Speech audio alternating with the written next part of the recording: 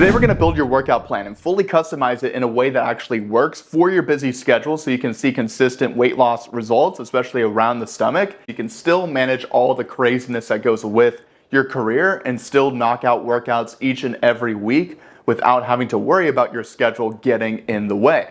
So I've customized a bazillion workout regimens at this point, and I know a thing or two about what works and what doesn't work for men that have high-performing careers but just have a difficult time staying consistent with their workout regimen so they can still see the fat loss that they want to see, especially around their stomach. So if that's you, I highly recommend you watch this video in full. So 4-step process here to actually get started with a workout regimen. I know my handwriting sucks, but let's just jump into it. Number one is we want to calculate, right? Calculate the time that we can actually allocate to our health and our time to actually work out, right? So if we're working, let's say 60 to 70 hours a week, I've made a video about this in the past, actually going over how you can find all these pockets of time. I'll drop that in the video description. But if you're working, once again, 60 to 70 hours a week, even that many hours every single week, I'm positive that you can at least find 45 minutes that you can dedicate to your health and a workout plan each week, not per day, each week. And I've also made a video going over how you can work out efficiently and still lose body fat even with a 15-minute workout. I'll also drop that link in the video description too. But even if we got a push-pull leg split, right? If we're going bare minimum here, 15 minutes per workout, push, pull, legs, we still target each muscle group each week, which is ultimately all we have to do here in order to see the benefits that come with losing body fat in the first place.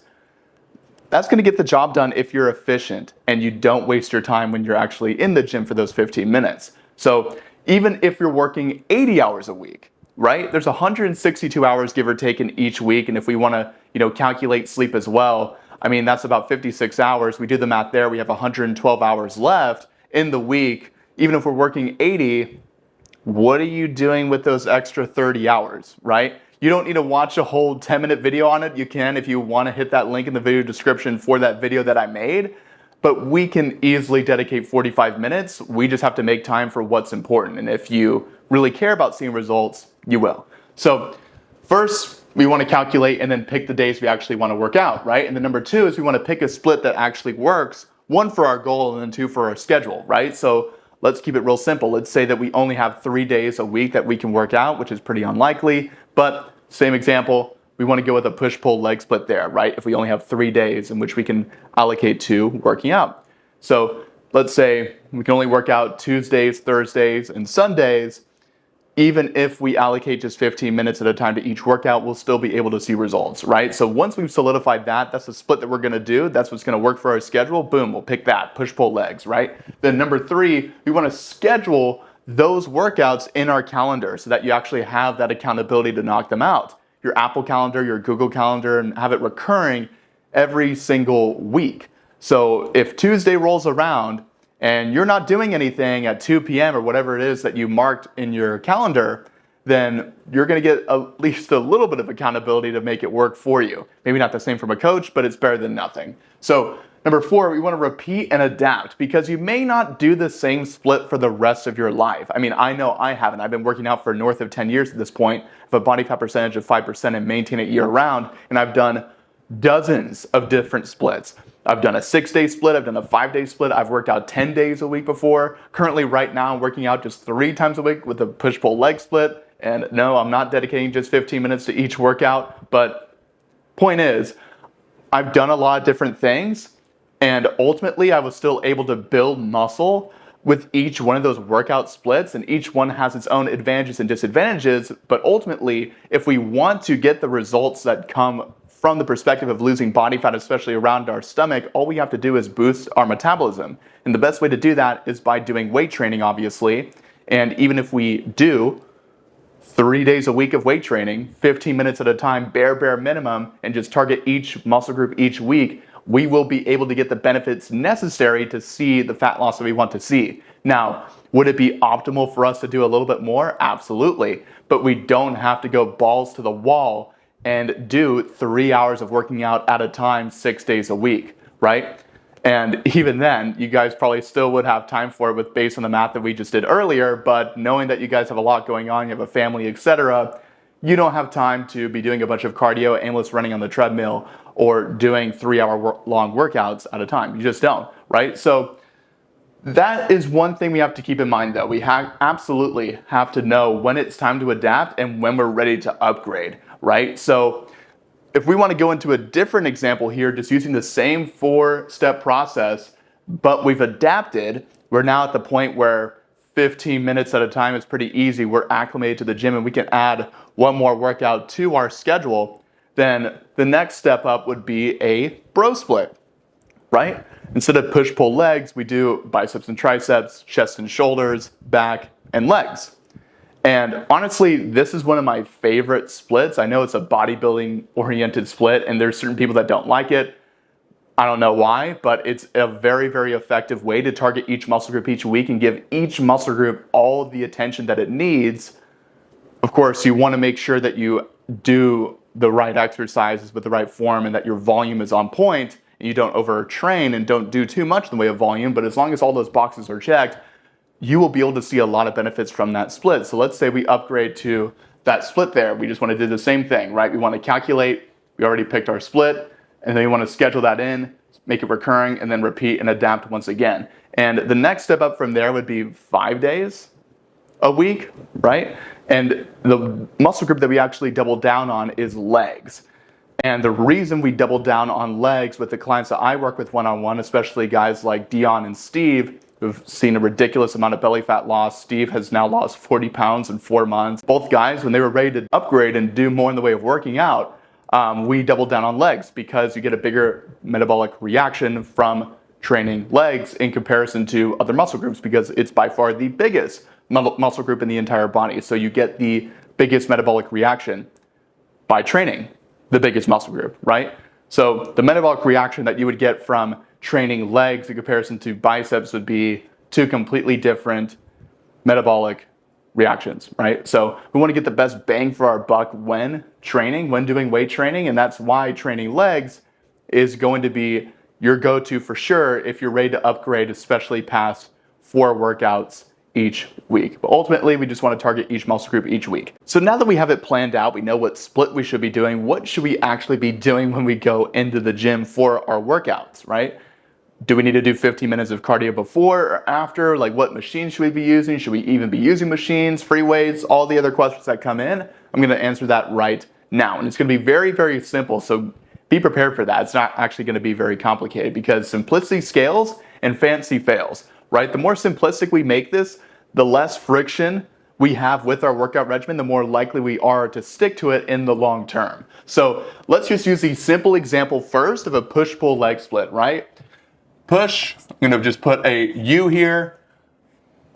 Actually, they both have a U here, so I'm just going to put push and fully spell it out and stop being lazy, and then we got legs, right?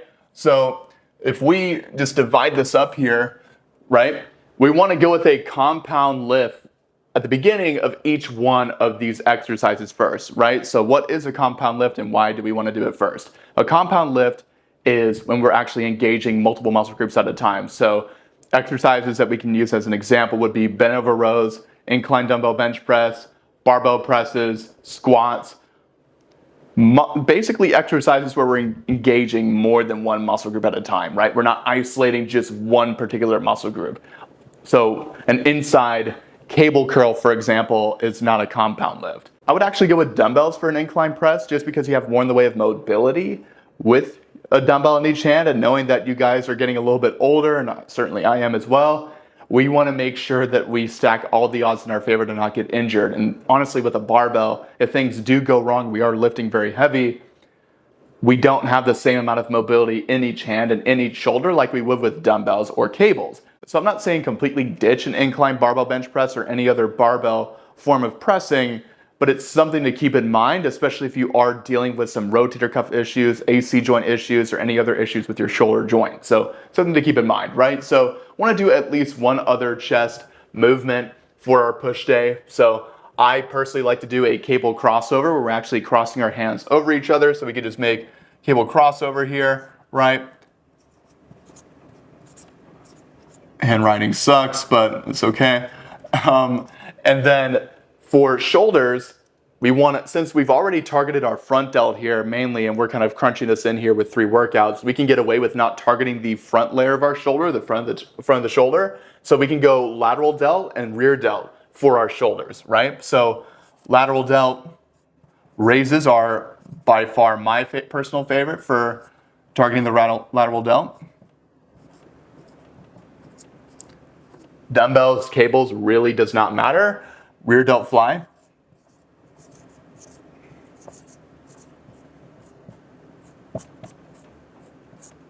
Machine, cables, once again, really doesn't matter. Now, if we want to work triceps, this is where we can certainly get into overthinking mode. And there's a lot of people that are on Instagram, on YouTube, that are anatomical specialists, and they really are. They're gifted people that have a great understanding of anatomy.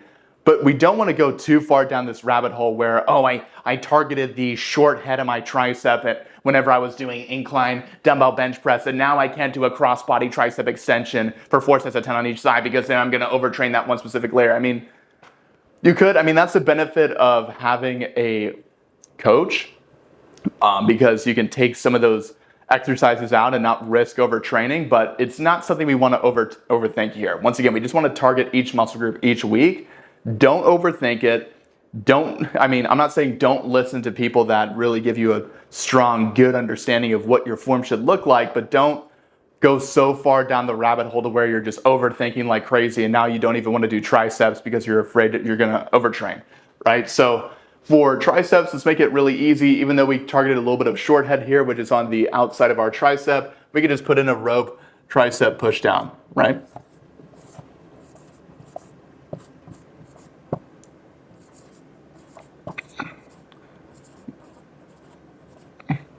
Yeah. Okay. And then for the long head, which is right here on the inside of that tricep, any sort of overhead extension is great. So anytime you actually put your elbow here above your head and you have to press upward, that's when you really target the inside layer of your tricep, the long head, right? So we can go with a overhead. Let's go with an overhead dumbbell tricep extension. Now, an overhead dumbbell tricep extension is really good for targeting the inside layer of your tricep. So the really thin layer that's right here. Anytime you push up with an overhead movement, you're working that layer of the tricep. So that's not something that we did here for chest or for shoulders, right? So it's probably an exercise that you should definitely do each time you do your push day. Some form of overhead pressing would be great, not with shoulders, but with triceps. And when you do it, don't push forward. Just a quick bonus tip, don't push forward when you do a tricep extension. You want to keep your elbow in the same place and push right towards the ceiling. So that way all the tension stays on that inside layer and we're not using our shoulder to push forward, right? So now if we want to think about what a pull day would look like, we can go over that. So once again, same thing. We want to get our compound lift and then target all the other small muscle groups as well. If we do 6 exercises here for each one of these days, then we are certainly going to get the benefits that we are looking for, right? So pull day, bent over row, we can go with a barbell bent over row.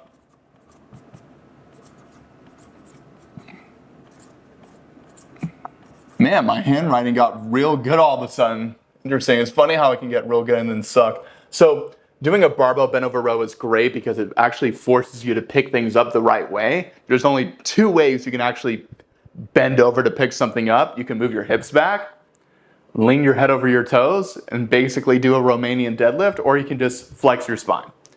That's really about it, right? So whenever you are holding a barbell directly over your feet, you're keeping your knees slightly bent, your hips are back, and all the tension is allocated to your hamstrings with a straight back. It's teaching you to pick things up and come up with things the right way instead of just using your lower back and crunching your spine. So something to think about there. That's why I really like this lift, not only because it's a great compound lift and we're targeting so many different muscle groups, but it's a great way to pick things up the right way, right? So pull downs are great. So we can throw a lat pull down in here. You can go with a straight bar, lat bar, doesn't matter. Right? And then any other single arm row is great for training lats as well. So we can put in a single arm row. This can be on the dumbbell rack. It can really be anywhere. It can be on the seated row with a cable with a single handle. It could really be anywhere.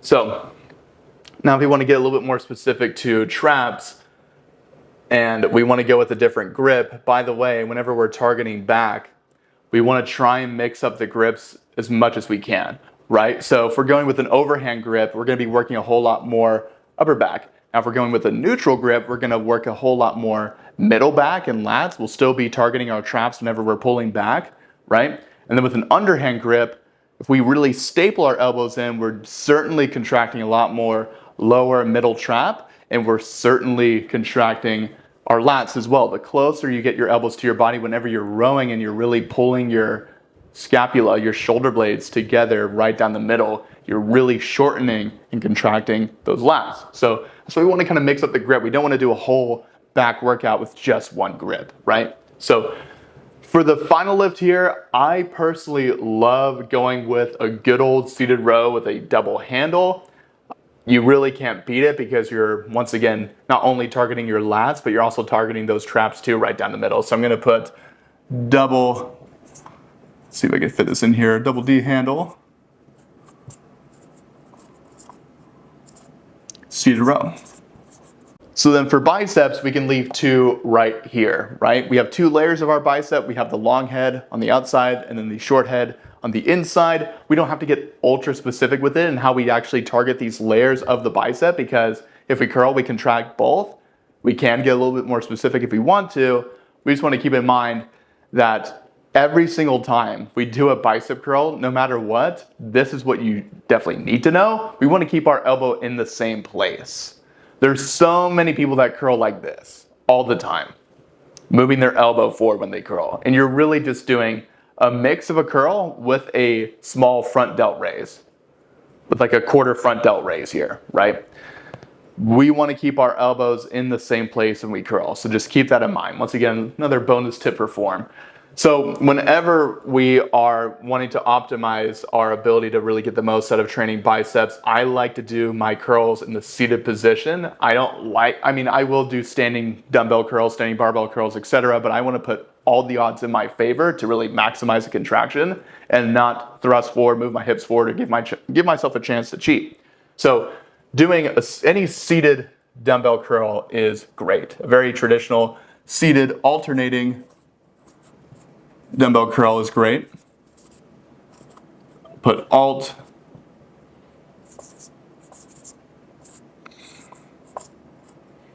right there, right?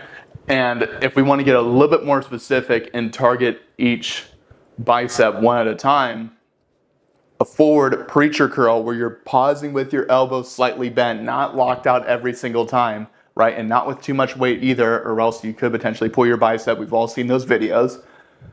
If you're doing that, that's another great way to really isolate the bicep as well. So doing a forward preacher curl would be a great one to add to your pull day.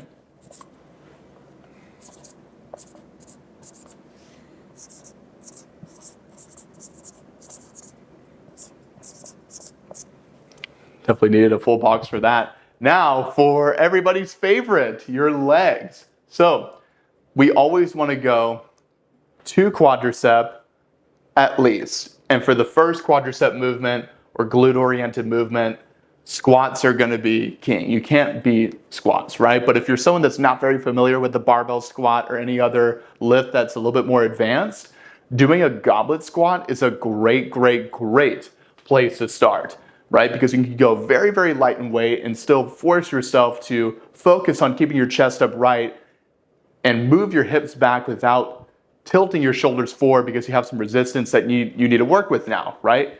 It's going to force you to really have that good upright posture with your chest as you slowly move your hips back. So a goblet squat would be a great compound lift to start with. Of course, we know all the great benefits that come with squatting for your core, hamstrings, quadriceps. You're technically targeting each muscle group in your legs when doing a squat. It's great, right? Can't beat it.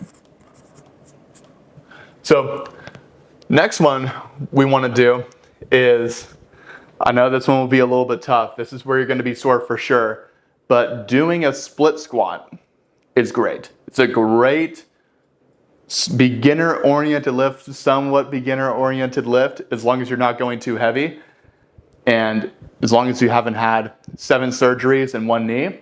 It's a great beginner lift to actually transition to before you start doing reverse lunges or forward lunges, because you're just keeping one foot in one place, one foot back, and just bending and tapping that back knee up and pushing up. As long as you don't go too heavy with your first time doing it, you should be good. So a split squat would be another great movement here to add in to target those quadriceps and the glutes as well.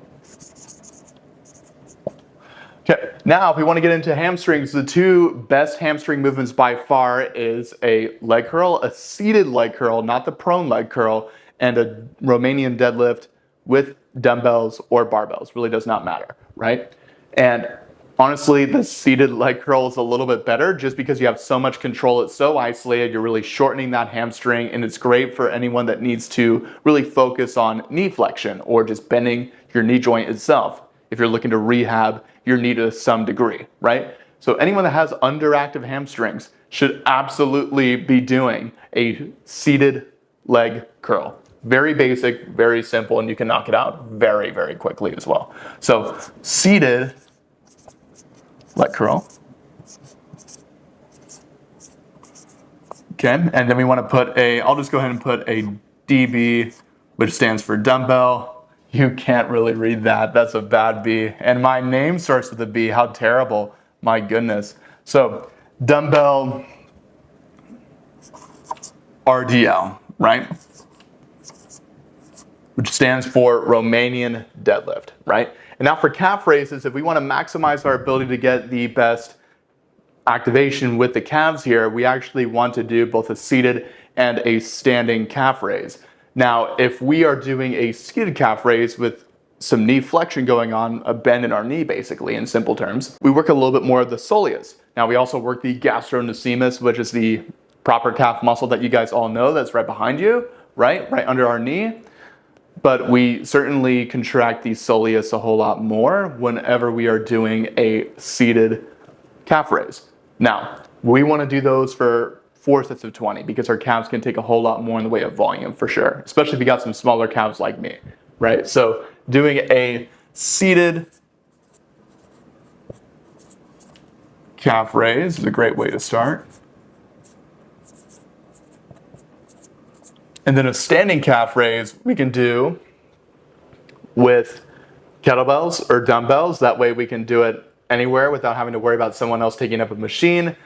And that's going to work a whole lot more of the gastrocnemius, the actual proper calf muscle in the standing position, right? And another bonus tip, if you take your toes off the floor or off the ground, whenever you're doing a calf raise, you can still simultaneously target the muscle on the outside of the calf, the soleus, whenever you are raising up and down. So quick tip to keep in mind in case you want to get a better bang for your buck when doing calf raises. So we can go with a standing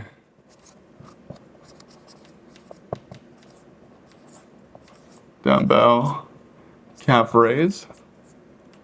And voila. We basically just created your workout plan, right? And this is just one example, right? This is just one example, but it's all gonna follow basically the same framework here, right? Compound lift, additional lifts to target each muscle group with the pushing mechanics, the pulling mechanics, and the legs, or whatever other muscle group you're targeting, right? So same thing, we go for a bicep and tricep workout where it's a little bit more isolated. You may have your compound lift where you start with triceps and you do an overhead extension with a barbell, or you go a little bit harder with biceps and you do an outside barbell curl. And then same thing goes for all the other muscle groups as well, right? Goblet squat, barbell squat for legs, barbell bent over row, seated row, push day, bench press, incline press. You get the point, right? And whatever your priority is, you can move to the top with that compound lift. So if your priority with push day is chest, then you should definitely start your compound lift with chest. Now if it's shoulders, then do shoulders. So now in terms of reps, especially if you guys are looking to get back into the gym, you just want to remove friction and you want to stay consistent with something that's going to work for your busy schedule, making this as simple as possible is going to be important. So you can literally do all of this for 4 sets of 10, except the calf raises, right? We'll put a little bit of a star right there, right?